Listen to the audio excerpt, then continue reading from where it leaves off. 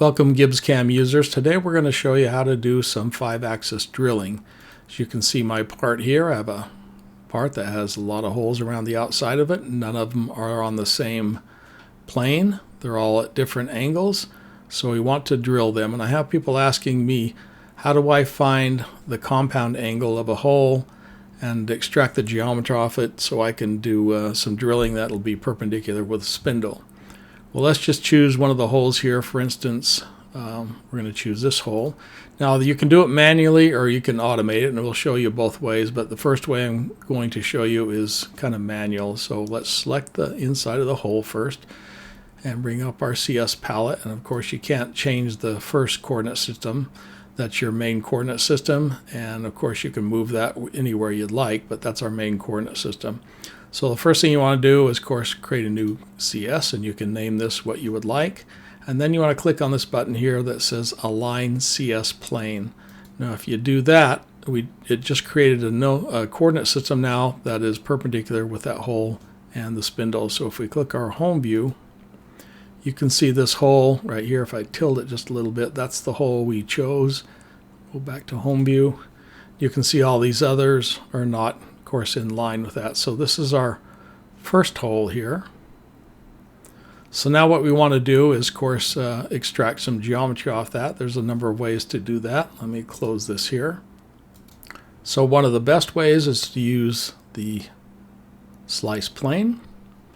And as you can see, you can move this plane anywhere you'd like. And of course you want to be maybe close to the top, but not right on the top, because this is a curved surface, so you will not get a circle. If you try to extract it off the edge, you will get a spline, because again, it's not a round circle. It would be a curved circle, or kind of an ellipse at that angle there. So let's just bring it close to the top. This will be close enough. We'll click on that, highlight it, right click and say extract the profile. We'll click on do it, turn off the profiler, and there's our hole there. Now if we want to make sure it is a hole, because Gibbs will not drill splines, we want to make sure it's a hole, and you can see it says C1, and C stands for circle. So it is the hole ready to go there. Now if we want to, we could put a point in the middle of that.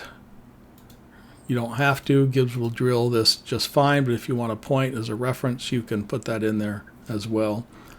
So let's open up our cam and tools, as you can see, and we need to bring in a drilling process along with that tool. It's a 157 hole. And here we can put in our values we want that we want to drill this hole.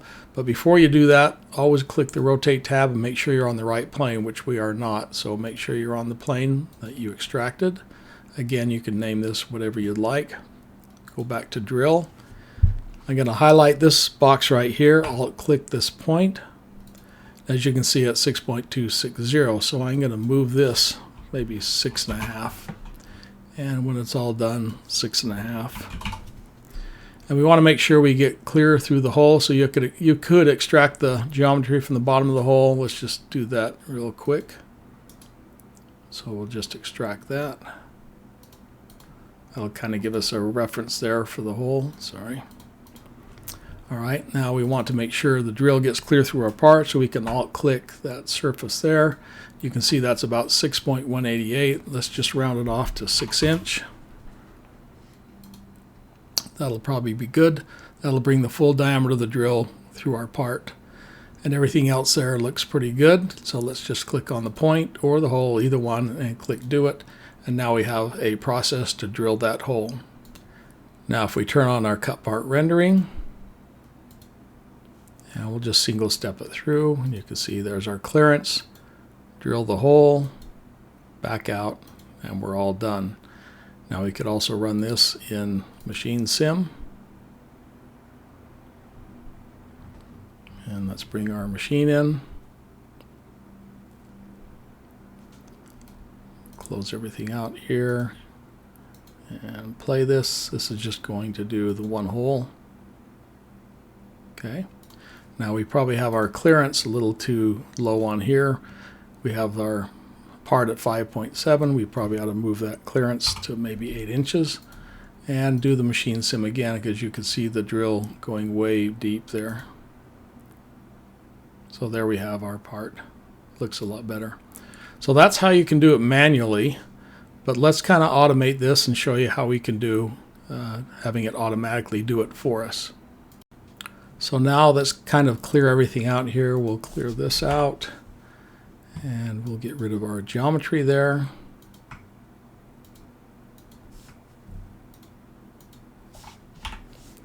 And we'll go to our coordinate systems and make sure nothing's in there. We'll delete that and clear everything here.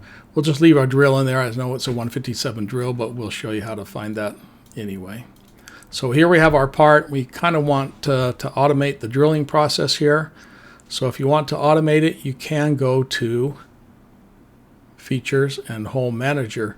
Now you can use the Hole Manager just to create coordinate systems automatically for you, and you don't have to use automation to drill it. You can have all the coordinate systems you want and go to each one manually and drill as you need. But let's use Hole Manager here. Move some things out of the way. And it wants us to run AFR, Automatic Feature Recognition. First, let's turn face selection off and select our whole part. And of course, you can give it some preferences here if you like. Most of the default settings work pretty good. We'll just say the top clearance here for all these holes is going to be 1/4 inch. And through hole bottom adjust, we're going to adjust that by 1/4 inch so the tool goes farther through the hole. And this is the tip angle through holes, which is fine based on our drill. So if your drill is 135 or something, you could put that in there as well. Blind hole, we don't have any blind holes in this, but everything else here you can pretty much leave default most of the time. So if we have our part selected, just run AFR. And if you have this up here, that's turned on in the preferences. Otherwise, this doesn't appear. Just click OK. And there it recognizes our part, and you can see the end condition. These are through holes, and you can see the drill diameter, the depth, everything else about that hole. You can scroll over and get a little more information on that. But this created all your coordinate systems for you. Now if I click on the coordinate system over here, you can see they aren't filled out yet, but our coordinate systems are over here. Now let's go to Auto Group. Click OK. Now it creates automatically, it creates groups for the holes. If there were holes that were on the same plane, maybe just spread apart a little bit, it would put those into the same group. So you'd have a number of holes on the same group. But these are all different holes, as I mentioned before, so you can see all these holes are different now. One thing you want to do, of course, when you bring in a solid model as well, if I go to the View menu and turn on Show Holes, you can see a lot of times when you bring in solid model files, say from SolidWorks, Solid Edge, a number of others, UG, and you have this view turned on to show holes on the solid, you're going to get these little green X's here and lines going through the holes. Now you always want to make sure the X is on the high side of the hole. If it's upside down, if it's on the bottom, the tool will want to come from the bottom. So you just want to double check that to make sure. It depends on how the part was made, whether those go up or down. You can easily reverse those. You can do globally, so if they were all that way, you can select all these and reverse them. But let's just say I wanted to reverse this one. You can just right click and say reverse hole direction. And now you'll see this is on the bottom side, which is not what we want. So let's just go back and reverse the whole direction. Now it's on the top. So everything there looks pretty good. Okay. Usually I run this on two monitors. This makes it easier to get this out of the way. But let's just do, if you want to do Auto Wizard, you could. It's going to find a center drill, etc. through there.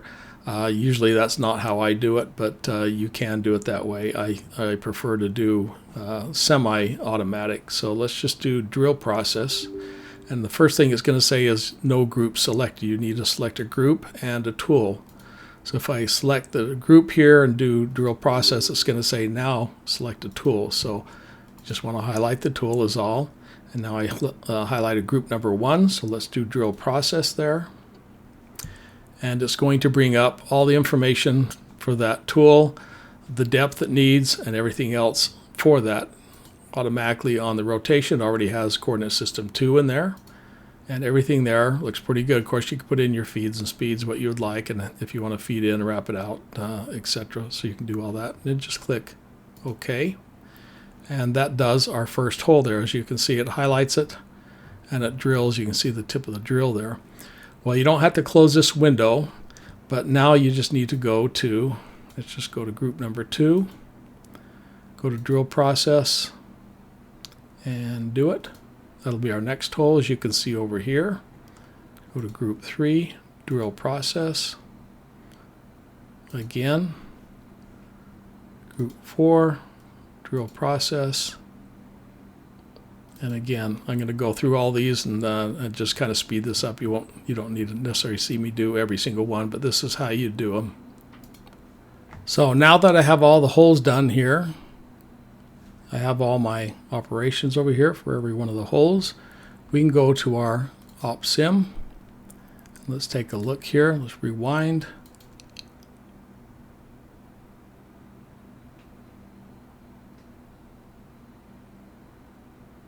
And you can see we have all our holes done. Now we can go to machine sim and take a look at that as well. So now we have our machine sim on. Let's rewind and play that.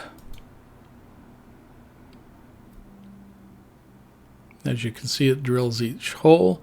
Now this particular post, anytime it sees a rotation on the B-axis, it's going to bring the tool to the home position. So, but it does wrap it to the 1/4 inch away, and then it drills the holes.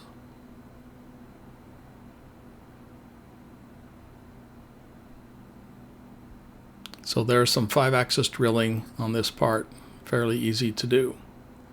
Now we have another part that's a little bit different. We'll show you how that one works.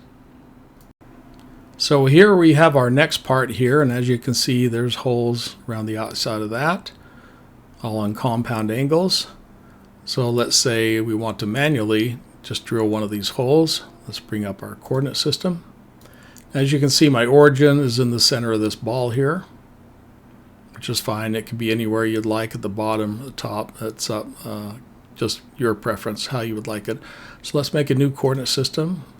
Let's bring up our CS palette. Let's just choose this hole right here. Face selection on. Click on Align CS. Now if you go to the home view, you're going to see that hole is now perpendicular to the spindle. Rotate a little bit so you can see that that's the hole we chose. Now that's perpendicular to the spindle. So now again, if you'd like to extract geometry, let's just do that. Make sure you're in the right coordinate system. Let's turn on the profiler and let's just drag that to, let me get the right edge there, sorry. Let's grab the edge there and move it up. Let's just bring that pretty close to the hole there. And extract the geometry again. Turn the profiler off, and there we have our hole there. Now if you measured the ball here and did a slice or whatever, you'd know it's 2 inch, actually 2 inch radius and 4 inch diameter. So if I wanted to, I could take that and go to force depth and say move that up to 2 inches, and that's going to put it right on the top surface there. Now maybe we'll find a point on there. Let's check to make sure that's still a circle. Control L. You can see C1 and P1 points. P's are for points, C's are for circles. Turn that back off. If we did feature recognition, we could see that's a 3/8 hole, but we can also dimension that if we'd like, and you can see that's a 3/8 hole there. So we have our tool already. So let's just bring up our drilling process along with that tool. Again, always make sure you're on the right plane. As you can see, it's grayed out, so go to Hole Feature, click on Reset All to Absolute, and this time we want to do it dimension from Tool. Click on Rotate, drop down to that coordinate system. We're doing positioning only, not polar and cylindrical. That wouldn't do us any good.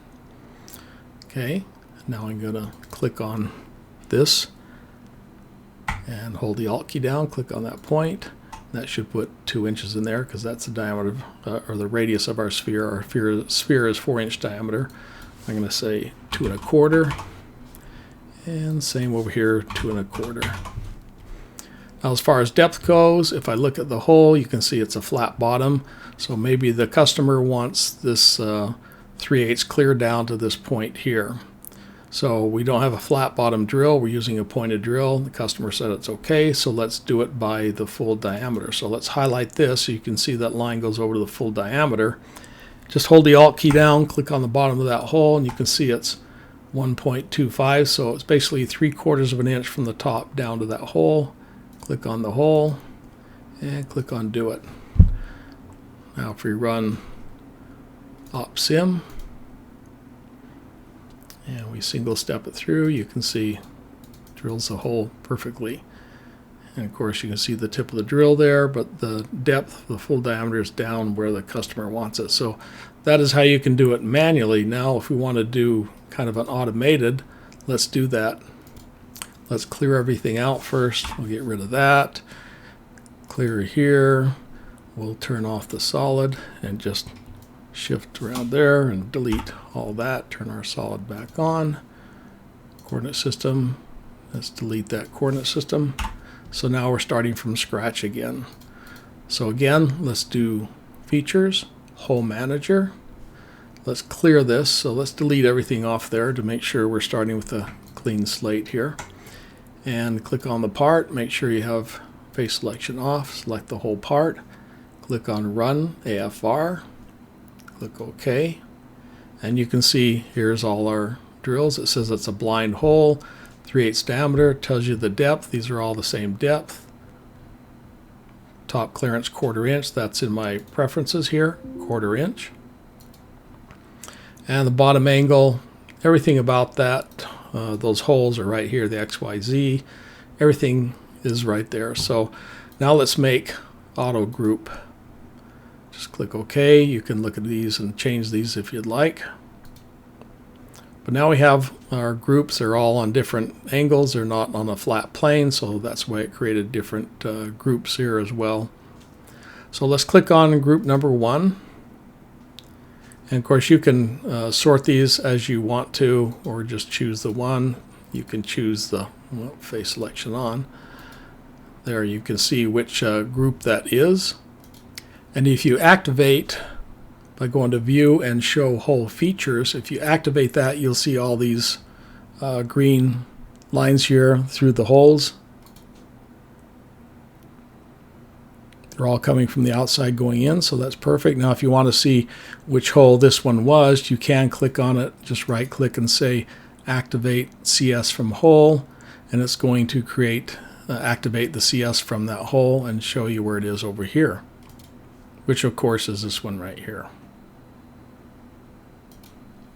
Okay, but I don't care about any particular order, so I'm just going to choose group number 1, this hole over here, and I'm going to choose drill process. No tool selected again. Make sure you have your tool selected. Drill process. Of course, it's going to bring in all the information about that hole. So just click on Do It. There's our first hole.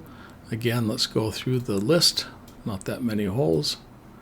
Drill process. Okay. Next group, drill process. Again, we'll do one more. Drill process. Again. Now I'll go through all these and then I'll get back with you in just a second. So let's turn our machine sim on. Let's close some of these out. We'll rewind and play. As you can see, we have our rotations and our hole depths all correct. Just let this run through.